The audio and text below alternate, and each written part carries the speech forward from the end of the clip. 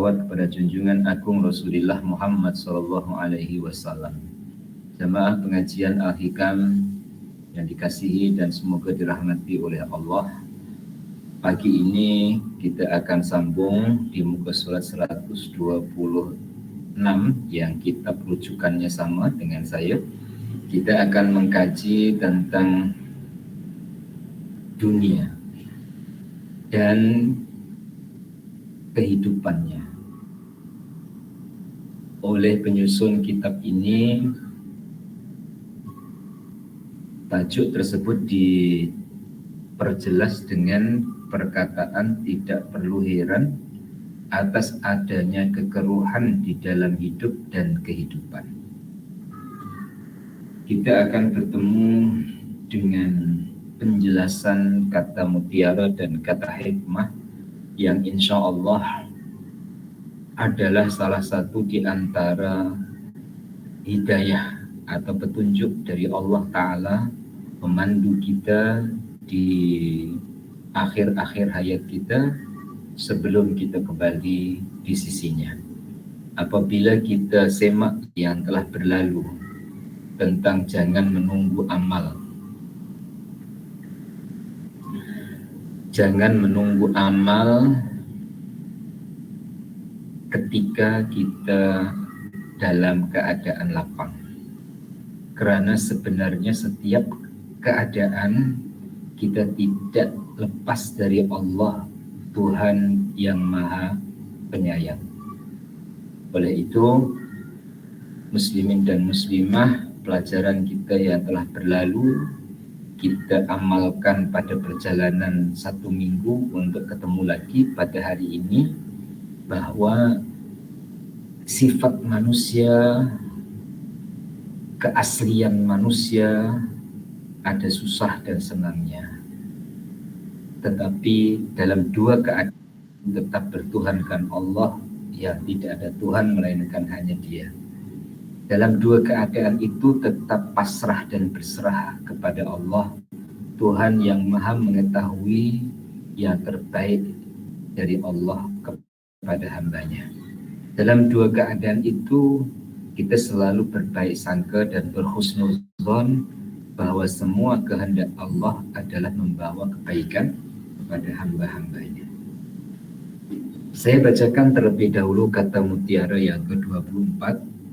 Bismillahirrahmanirrahim.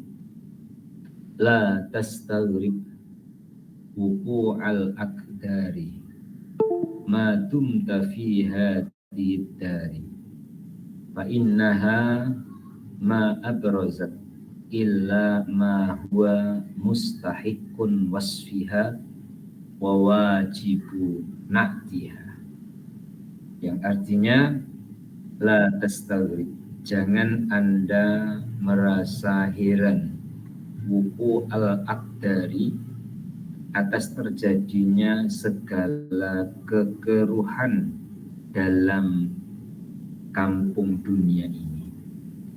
Ma dumta fi hadhihi dari, selama Anda dalam kehidupan dunia ini. Fa innaha, karena sesungguhnya ma abrazat, bahwa segala kekeruhan itu illa ma huwa mustahiqqun wasfiha, tidaklah muncul selain kekeruhan-kekeruhan yang patut pada mensifatkannya. Wa wajibun na'tiha, dan wajiblah sifat-sifat itu. Demikian kata mutiaranya, kata hikmahnya, dan kita berharap, saya berharap dengan Allah, semoga Allah memudahkan saya untuk menjelaskan. Begitu juga Allah mudahkan kepada muslimin dan muslimah untuk memahamkan. Akhirnya saya juga muslimin muslimat dimudahkan oleh Allah Ta'ala pula untuk mengamalkan. Saya awali tentang dunia.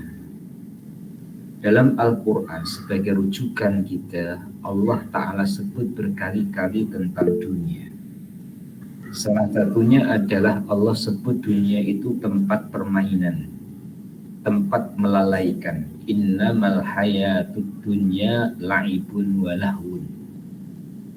Hanya saja kehidupan dunia itu tempat permainan dan tempat yang melalaikan. Allah Ta'ala sebut dunia dengan sifat itu di dalam Al-Quran, dan pasti yang disebut oleh Allah adalah benar, karena dialah Allah yang menciptakan dunia dan yang mengatur kehidupan dunia dan yang menentukan kejadian yang terjadi di dunia.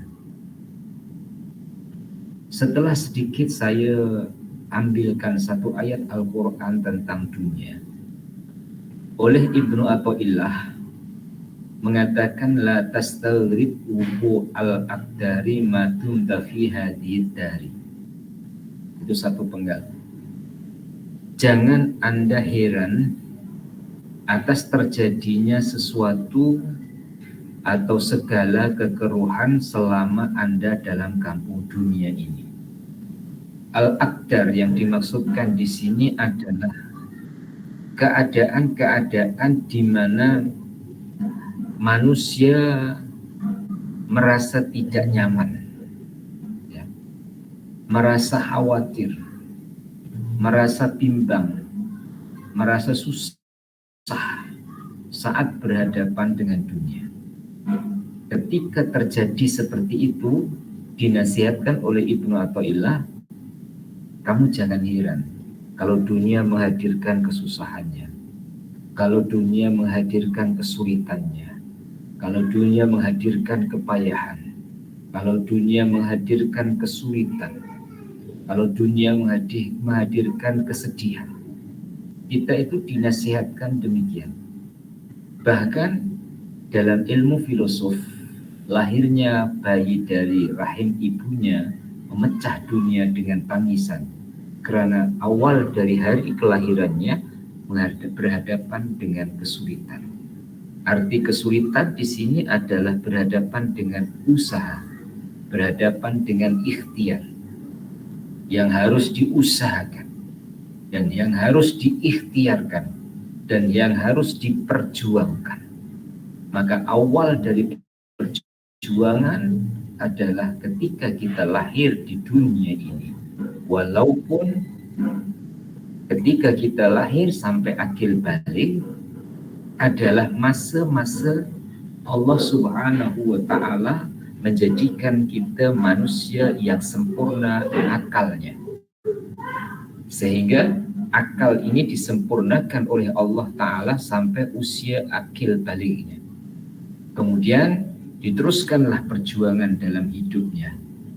Perjuangan untuk mencari apa? Jika perjuangannya adalah untuk mencari kesenangan, pasti ia akan berubah dari kesenangan kepada kesusahan. Jika ia mencari kekayaan, maka dia pun akan merasakan kemiskinan, karena itu merupakan gandengan dan pasangan. Berarti yang harus kita perjuangkan mencari apa? Mencari ridhonya Allah Subhanahu wa Ta'ala di sebalik keadaan dan suasana yang silih berganti antara siang malam, susah senang, kaya miskin, suka duka, dan seterusnya. Muslimin muslimah jamaah Al-Hikam yang dirahmati oleh Allah Subhanahu wa Ta'ala, andaikan ya, kita menghitung antara susah dan senang dalam hidup kita ini, kita akan memberi jawaban berdasarkan yang kita lalui. Kita lebih banyak senang daripada susah.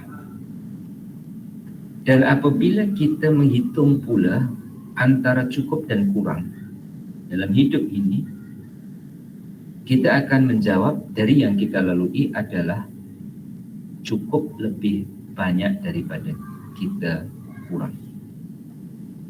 Jika kita hitung sehat dan sakit, mana lebih banyak dalam perjalanan hidup kita, kita akan memberi jawaban sehatnya lebih banyak daripada sakitnya. Yang lebih banyak sehatnya, yang lebih banyak cukupnya, yang lebih banyak senangnya, ketahuilah bersama, untuk untuk saya dan muslimin muslimah bahwa itu nyatanya rahmatnya Allah Subhanahu wa taala. Wa rahmati wasi'at kulla syai'.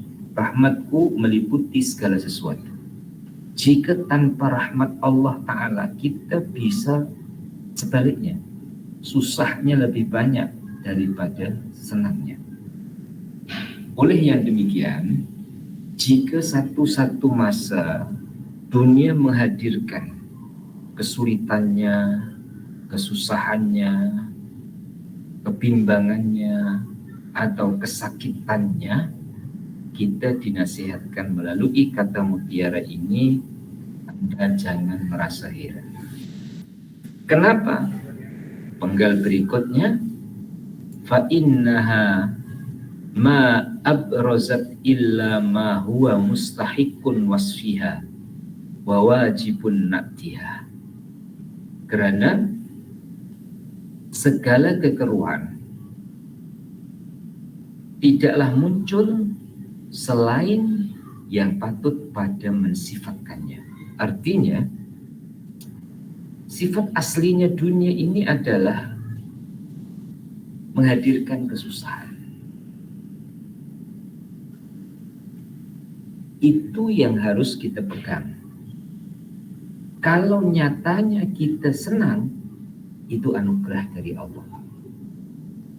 Kalau nyatanya kita sehat, gembira, sukaria, adalah rahmat Allah.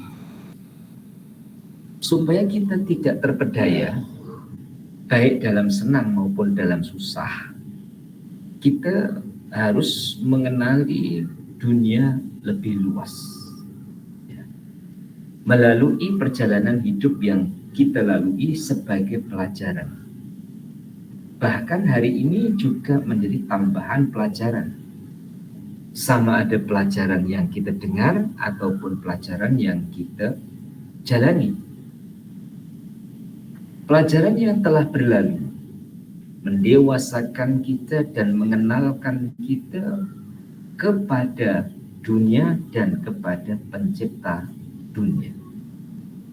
Mengenalkan kita kepada susah senangnya hidup di dunia dan mengenalkan kita tentang kemurahan Allah di sebalik susah senang yang dihadapkan atau dihadirkan oleh Allah Ta'ala di hadapan kita. Waktu yang tidak pernah berhenti walau sesaat, dalam putarannya waktu, dalam perjalanannya waktu, pasti ya, keberadaan kita di dunia ini ada masanya, ada waktunya, silih berganti.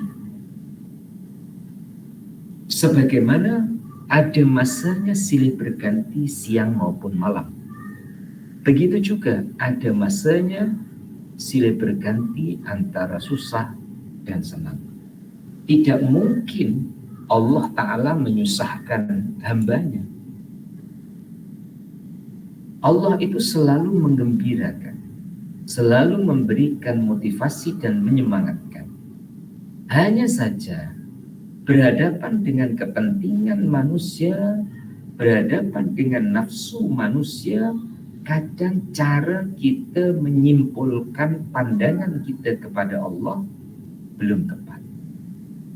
Lebih-lebih lagi ketika dalam susah, sebagaimana dalam surah Al-Fajr, wa ammal insanu idza mabtalahu rabbuhu faqadara alaihi rizquhu fayaqulu rabbi ahanan. Ketika manusia disempitkan rizkinya, ia mengatakan bahwa Allah menghinakan. Ketika dilapangkan rizkinya, dia mengatakan Allah Ta'ala memuliakan. Ini berdasarkan kepentingan nafsu, memandang dan merasakan bahwa pemberian Allah yang berupa sesuatu yang diinginkan, ia merasa dimuliakan. Tapi pemberian Allah yang ia rasakan tidak seperti yang dia inginkan, ia rasakan Allah sedang menghinakan. Bagaimanapun juga dalam perjalanan hidup kita, melalui susah dan senangnya, hari ini dibuatkan kesimpulan ya oleh Ibnu Athaillah sesuai dengan umur kita masing-masing ya, yang diberikan panjang umur oleh Allah hingga pagi ini, yang usia di bawah 60 atau usia di atas 60 ya, semua itu adalah anugerah dari anugerah Allah, dan saki-baki dari usia yang kita lalui, semakin paham, kenal, yakin kita dengan Allah, itulah kekuatan kepada kita untuk menghadapi dunia dan segala kerenahnya. Dan dunia dengan segala kerenahnya itu kita diajarkan, jangan heran kalau dunia menghadirkan kesulitan, karena itu sifat keaslian dari dunia dan juga sifat asalnya dunia dijadikan oleh Allah Ta'ala. Karena kita ini mau tidak mau, Allah Ta'ala sudah pun meletakkan kita di dunia ya. Bahasa Jawanya itu sudah kadung di dunia, maka kita harus siap untuk menghadapinya. Dan persiapan itu lain tidak lain dalam kaidah ilmu kerohanian adalah keimanan atau keyakinan kita kepada Allah. Allah Ta'ala tidak menganiaya kepada hamba yang harus berada di dunia dengan melalui susah dan senang. Jangan ikuti bisikan syaitan yang mengatakan kalaulah Adam dan Hawa tidak turun ke dunia, tentu keturunan Adam dan Hawa ada di surga. Itu versi kepentingan kita sebagai anak cucu Adam. Tapi Allah Ta'ala Tuhan yang maha berkehendak dan semua kehendaknya adalah baik, maka Adam harus turun dari surga ke bumi, kemudian beranak pinak, berkembang biak hingga miliar. Nah, saat ini termasuklah yang diberi kesempatan hidup di dunia adalah jamaah pengajian Al-Hikam pada pagi ini. Tapi hidupnya kita di dunia dan bertempatnya kita di dunia ini tidak lama, akan diteruskan, akan digantikan oleh generasi selepas kita.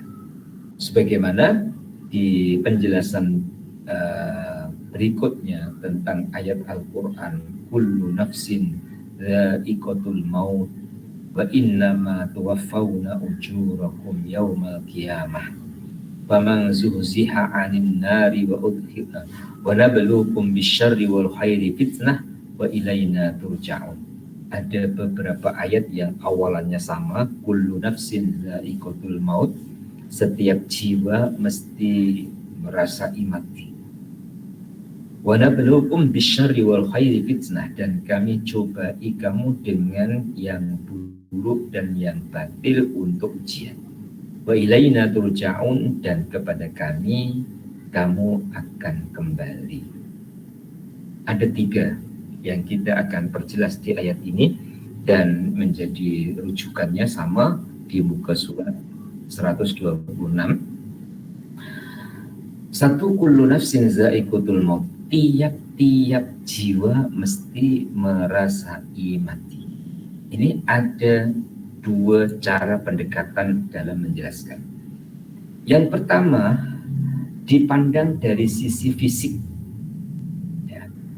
Fisik kita ini, tubuh badan kita ini maksudnya, Allah Subhanahu wa Ta'ala jadikan bisa bergerak, lisan bisa bicara, mata bisa lihat, telinga bisa dengar, dan fungsi anggota-anggota lainnya adalah tanda kita hidup.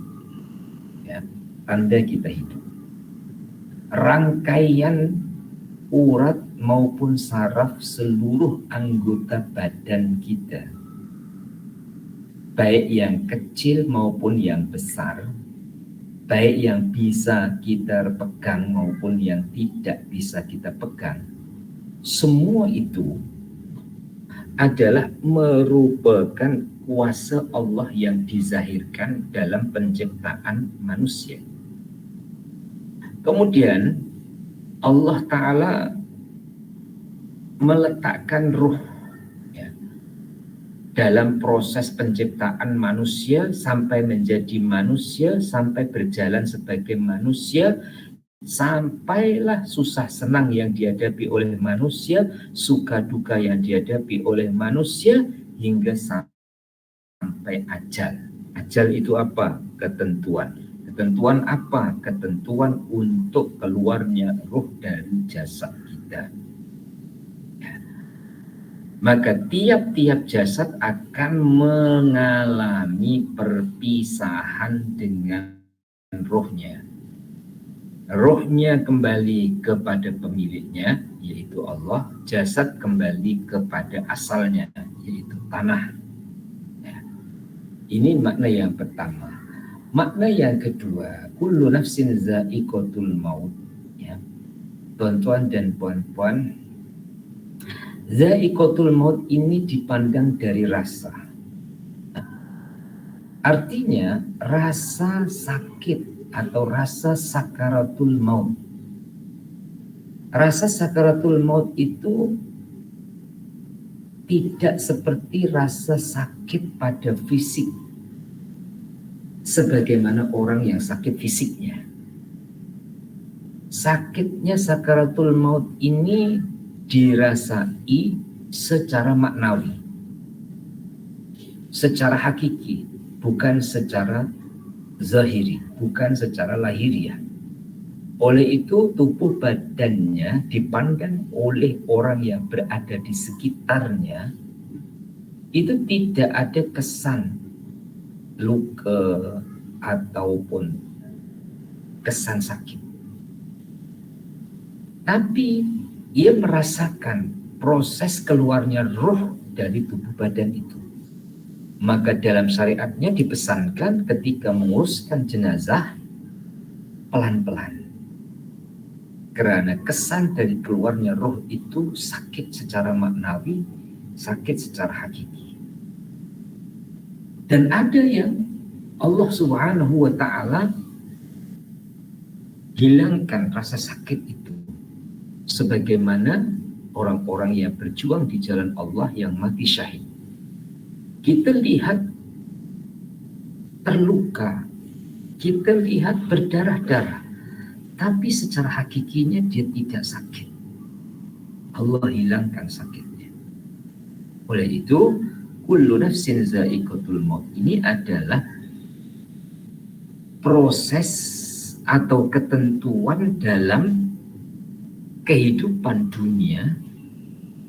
Asalnya ruh itu di dalam jasadnya, kemudian berpisah ruh daripada jasad. Ya. Bila pernah saya tanya ya, dengan sifat gurauan, tapi sebenarnya juga merupakan peringatan kita masing-masing. Kita itu ingin panjang umur sampai berapa? Sampai 100 tahun. Allah kuasa memberi. Tapi di satu sisi Allah Ta'ala ya, menjadikan tubuh badan kita ini untuk menanggung umur 100 tahun. Mungkin tubuh badan kita ini sudah lemah. Ya, lemah. Jadi ketika roh berada di jasad, itu kita masih dikatakan hidup. Walaupun lemah. Ya, walaupun sudah tidak mampu buat apa-apa, tapi masih dikatakan hidup. Sampailah ke satu masa roh itu keluar daripada jasad, maka kita dikatakan mati. Dan sebenarnya secara hakiki roh itu tidak mati. Yang ditinggalkan oleh roh itulah yang nampak mati, karena asalnya bisa bergerak tidak dapat bergerak lagi dan seterusnya. Nah, sepanjang roh berada di dalam jasad disebut hidup di dunia. Wa nabluhum bisyarri wal khairi fitnah. Kami uji kamu dengan yang baik maupun dengan yang tidak baik. Di dalam kitab rujukan diartikan yang batil dengan yang bisyarri wal khairi, dengan yang buruk dan yang baik, dengan yang batil dan yang hak. Artinya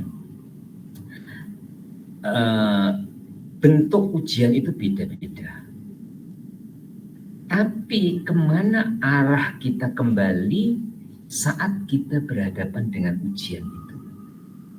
Sebagaimana contoh, ya, yang dikatakan ujian itu kebanyakannya yang dirasakan oleh orang awam adalah sesuatu yang menyusahkan atau yang menduka citakan. Ketika terjadi itu, kemana kita lari? Kemana kita berhubung? Kemana kita menyambung? Kemana kita berharap? Jika kita berharapnya, menyambungnya adalah kepada selain Allah, berarti kita berada pada jalan yang menyimpang dari tujuan.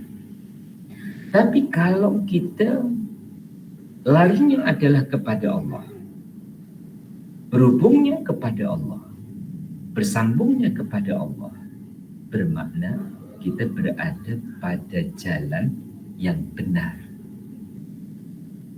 Nah, proses ini ada dua. Satu, orang ingat Allah dulu, kemudian diingatkan oleh Allah untuk ikhtiar dan usaha bagi menghadapi urusannya.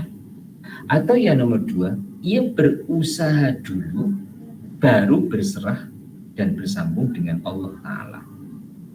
Tentu yang pertama dengan yang kedua ini kesannya sangat beda.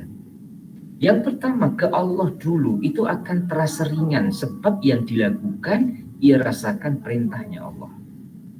Yang nomor dua bukan berarti salah, dia terus ikhtiar dan usaha untuk menghadapi persoalannya, kemudian dia berserah ke Allah.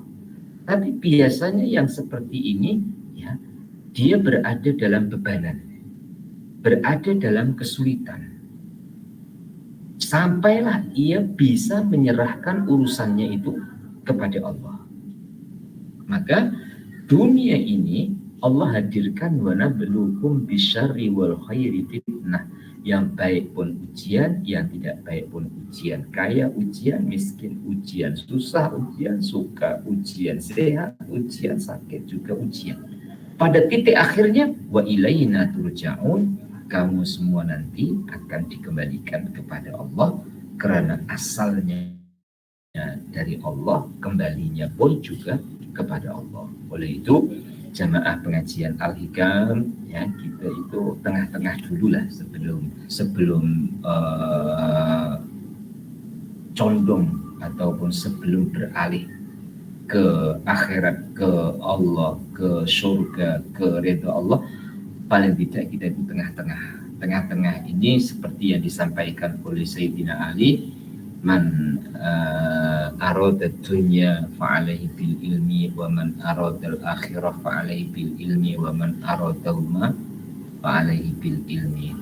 Tengah-tengah kita adalah bermodalkan dengan ilmu untuk kita berhadapan dengan dunia, ilmu untuk kita berhadapan dengan akhirat, karena kedua-duanya diseimbangkan dengan keilmuan yang ia pelajari.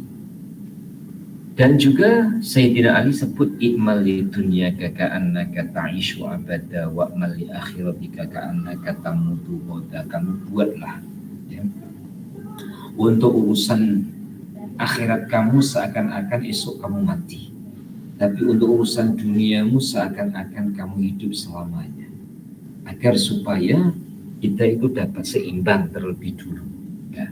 Karena setelah adanya keseimbangan, maka akan ada pilihan, ya, mana yang dia pilih dalam kehidupan dunia ini, ya.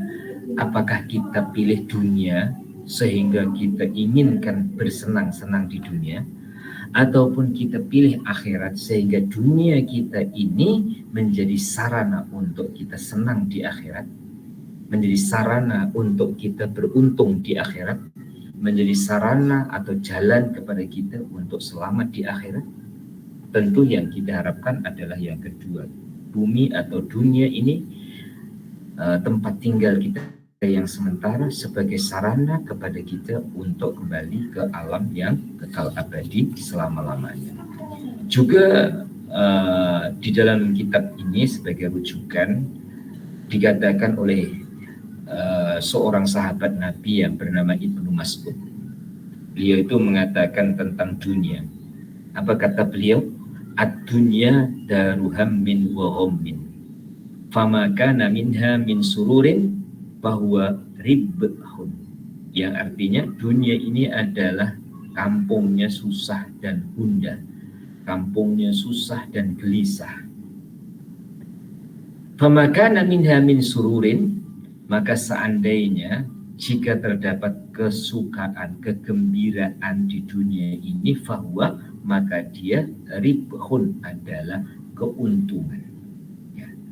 Muslimin dan muslimah yang dikasihi oleh Allah, saat membuat kesimpulan dan mengikuti kesimpulan orang-orang yang telah membuat kesimpulan tentang dunia, sebagaimana Ibnu Mas'ud membuat kesimpulan tentang dunia itu ad-dunya daru hammin wa ghammin.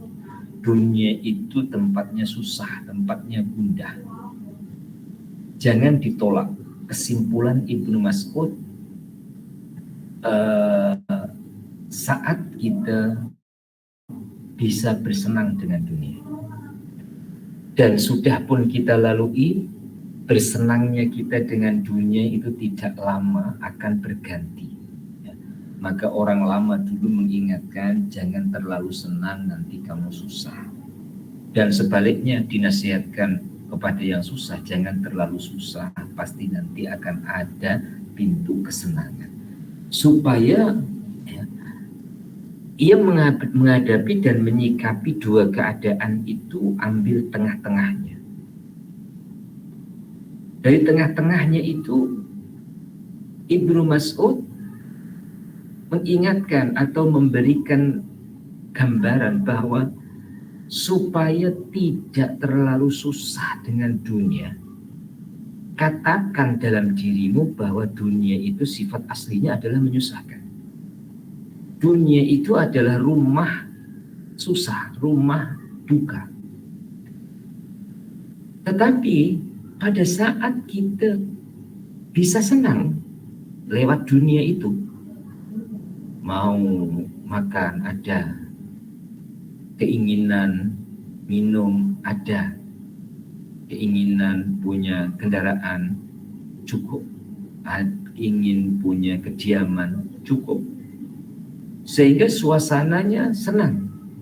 Katakan dalam diri kita saat kita senang, saat kita merasakan suasana yang menyenangkan, padahal dunia itu daru hammin wa ghammin. Dunia itu adalah rumah kesusahan, tapi kita pula senang. Maka minha min sururin fahuwa rihun. Itulah kemurahan Allah, itulah keuntungan yang diberikan oleh Allah. Maka muslimin dan muslimah, sebenarnya yang kita takuti bukan susah, yang kita cari bukan senang, tapi yang kita cari adalah keadaan antara dua, antara susah dan senang itu, supaya kita tetap tenang. Dan itu hanya bisa dirasakan oleh orang-orang yang beriman dan benar-benar beriman kepada Allah, sebagaimana dalam surah Ar-Ra'd, allazina amanu wa tatma'innu qulubuhum bi dzikrillah. Ala bidzikrillahi tatmainnul qulub. Orang-orang yang beriman, alladzina amanu wa tatmainnu qulubuhum, akan tenang, ya. Mutmainnah wa tatmainnu qulubuhum, tenang hatinya, bidzikrillahi, dengan menyambung kepada Allah. Ala bidzikrillah tatmainnul qulub. Ketahuilah bahwa menyambung ingatan, menyambung zikir kepada Allah itu bisa menenangkan hati. Ya. Muslimin dan muslimah, dalam urusan menenangkan hati itu saya spontan terlintas bagaimana cara seorang ibu menenangkan anak kecilnya yang sedang menangis. Ya. Bagaimana seorang ibu mendiamkan tangisan anak kecilnya yang sedang menangis. Karena ibu itu punya rasa kasih kepada anak dan paling perhatian kepada anak, maka perhatian ibu dari beberapa sisi keadaan anaknya yang menangis itu.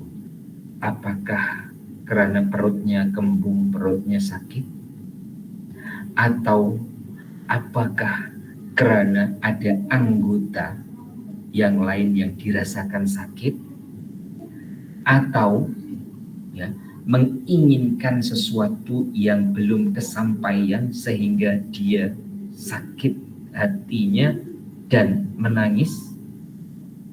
Atau apakah ada gangguan yang menyebabkan dia menangis? Ini oleh sang ibu diperhati. Kemudian ibunya akan menenangkan, ya, menenangkan melalui hasil dari pengamatan ibunya. Mungkin ambil minyak kayu putih untuk disapukan di perutnya, ataupun menyuapkan makanan ke mulutnya, ataupun mendukungnya, ataupun dibawa keluar sebentar dari rumahnya, ataupun dibawa jalan naik kereta. Banyak cara dari cara sang ibu untuk menenangkan hati anaknya. Apabila sudah tenang, ya, sudah tenang, maka anak ini akan bisa tidur, atau paling tidak diam dari tangisannya. Nah, seorang yang ingin mendapatkan ketenangan, sambung kepada Allah, banyak jalan dari Allah untuk membuat ketenangan kepada hambanya.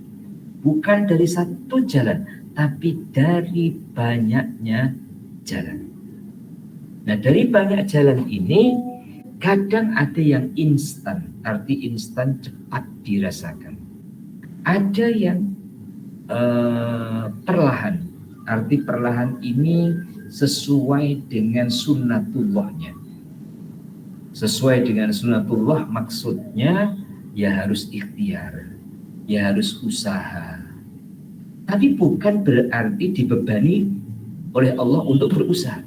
Dia sendiri merasakan bahwa Allah Ta'ala itu akan memberi lewat jalan ini. Allah Ta'ala akan memberi melalui jalan ini. Maka dia lalui jalan itu. Sebagaimana Allah Ta'ala akan memberi surga melalui jalan yang ditentukan oleh Allah.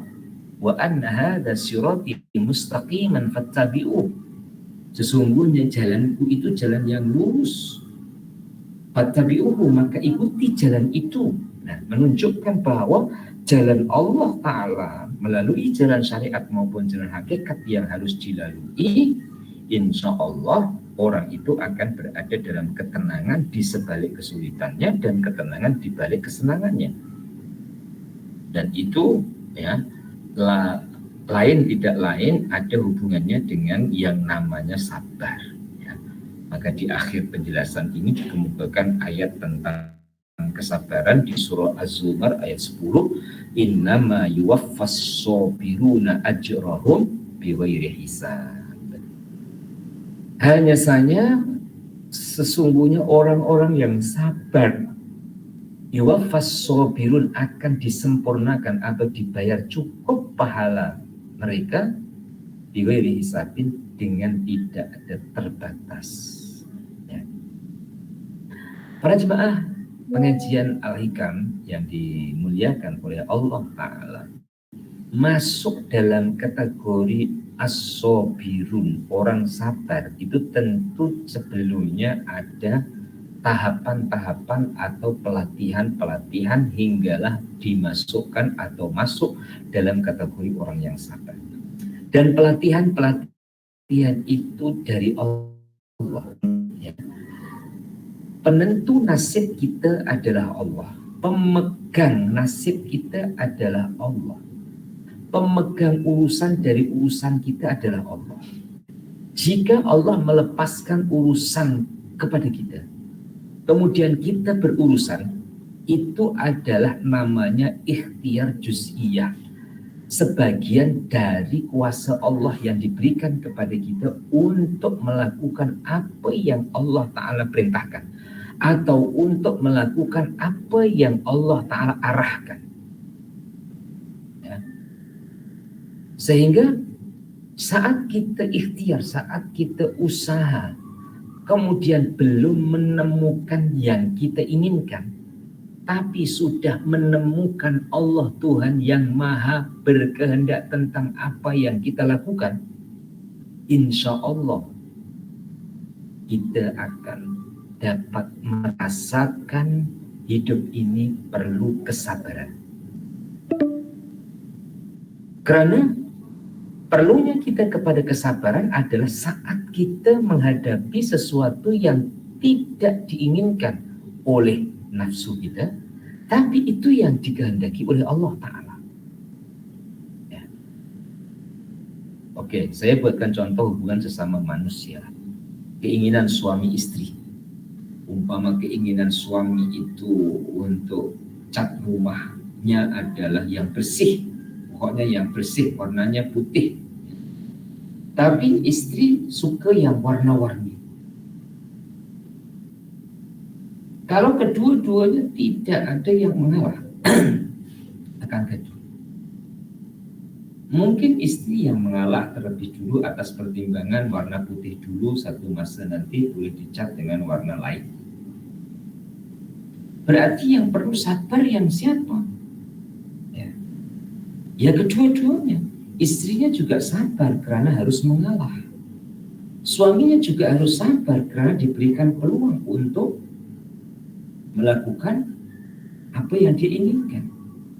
Nah, kedua-duanya sabar, maka akan ada sebuah keharmonian ataupun sebuah ketenangan.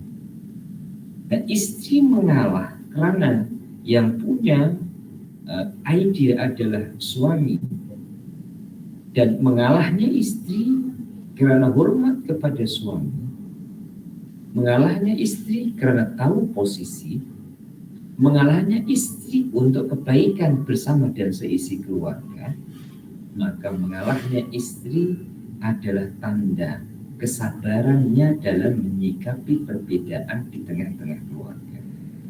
Tentu akan timbul pertanyaan, sampai kapan, sampai bila kesabaran ini? Jawabannya adalah sampai bila-bila, karena tidak ada masa kita di dunia melainkan selalu berhadapan dengan cobaan dan ujian. Oleh itu, sabar itu berpanjangan, ya. Bukan hari ini sabar, malam ini selesai, besok tidak. Nah, berpanjangan. Nah, berpanjangannya itulah Allah Ta'ala sebut innama yuwaffas sabiruna ajrahum bighairi hisab. Allah Ta'ala menyempurnakan balasan kesabaran kepada mereka dengan tidak ada batasnya, karena memang berpanjangan. Bahkan sabar kita hari ini, ya, untuk menghadapi esok yang harus lebih sabar daripada hari ini. Begitulah selanjutnya, sampai kesabaran itu berubah ataupun berkombinasi, berkolaborasi, bercampur dengan yang namanya ridho. Awal dari kesabaran, puncaknya adalah ridho dengan Allah. Sebagaimana dalam doa awal pagi, raditu billahi rabbah wa bil islami dina wa bi muhammadin nabiyya wa rasulah. Raditu billah, aku redha dengan Allah, Rabban sebagai Tuhan yang mengatur segala-galanya. Nah, redhanya itu berarti ikut Allah yang mengatur segala kehendaknya terhadap manusia. Diakhiri dengan ucapan Sayyidina Ali, as-sabru minal iman bimanzilatir ra'si minal jasadi. La jasada liman la ra'sa lahu wa la imana liman la sabara lahu. Sabar itu minal imani bimanzilatir ra'si. Sabar dilihat dari persamaan iman adalah laksana seperti kepala pada tubuh badan. Tidak ada artinya tubuh bagi orang yang tidak ada kepala, dan tidak ada artinya iman bagi orang yang tidak ada sabar baginya. Artinya penyatuan. Ya. Apa artinya ada kepala tidak ada badan? Begitu juga sebaliknya. Kemudian dicontohkan apa artinya ada iman tapi tidak ada kesabaran. Oleh itu erat hubungannya sabar dengan iman sebagaimana erat hubungannya kepala dengan badan. Untuk pagi hari ini saya cukupkan ini terlebih dulu. Insya Allah yang akan datang kita akan sambung pada kata hikmah dan kata mutiara yang baru. Ya. Dan seperti yang saya maklumkan semalam bahwa jadwal yang diberikan kepada saya itu 16 hari bulan. Saya akan bertolak dari rumah itu tengah malam pada malam Kamis. Kemudian akan ke Mekah pada Kamis petang.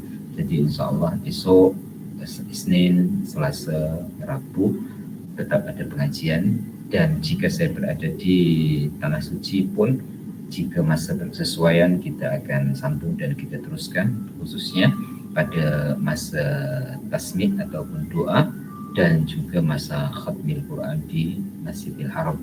Sebagaimana yang telah dimaklum melalui WhatsApp group kepada muslimin dan muslimah ya, untuk mengejar ridho Allah Subhanahu wa taala atau untuk cari dan tambah ridhonya Allah kepada kita, kepada tuan-tuan, puan-puan dan juga saya juga ya, bercari ridhonya Allah melalui PTBM, Beri Tanah Bina Masjid, dan melalui wakaf maupun zakat dalam majlis doa dan tasmid di Masjidil Haram. Kepada jemaah ataupun kawan-kawan dipersilakan untuk sama-sama menyertai. Arti menyertai di sini adalah saya yang menjalankan dan tuan-tuan puan-puan yang mengirimkan nama-nama arwah ataupun doa di tempat yang mustajabah sebagai wasilah kita dengan Allah Subhanahu wa taala. Cukup sekian untuk pagi ini. Kita akhiri bersama dengan baca doa. Bismillahirrahmanirrahim. Allahumma salli wa sallim ala Sayyidina Muhammad wa ala ali Sayyidina Muhammad.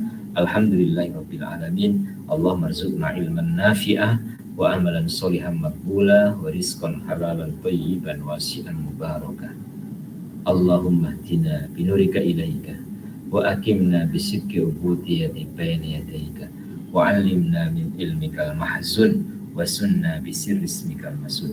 Wa sallallahu ala sayyidina Muhammad wa ala alihi wa sahbihi wasallam. Alhamdulillahi rabbil alamin. Taqabbalallahu minkum minna wa minkum taqabbal ya karim. Terima kasih banyak-banyak Ustaz. Assalamualaikum. Wa iyyakum ajma'in. Assalamualaikum warahmatullahi wabarakatuh.